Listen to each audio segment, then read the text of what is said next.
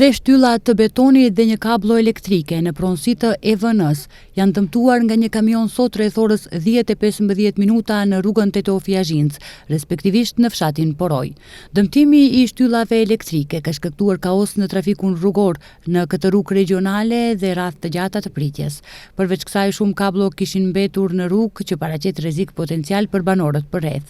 Nga policia e Tetovës thonë se në rrugën rajonale Tetofi-Azhinc në fshatin Poroj, përballë një marketi, ka ndodhur një aksident trafiku me dëmtime të 3 shtyllave të betonit dhe një kablo elektrike në pronësi të EVN-s, si dhe një shenjë e komunikacionit nga një mjet tërheqës Mercedes me targa të Shkupit.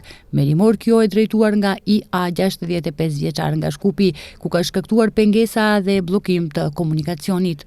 Nuk ka persona të lënduar, kurse inspektim në vendngjarje është kryer nga ekipi inspektues nga sektori i punëve të brendshme Tetov. Ndryshe në rajonet rurale të Tetovës dhe jo vetëm, ka shumë shtylla elektrike ku ka shumë kablo të rrymës dhe operatorëve të ndryshëm. Është koha e fundit që të ndërmerren masa që kablot elektrike të futen nën tokë me qëllim që të mos ketë dhe probleme më të mëdha të kësaj natyre.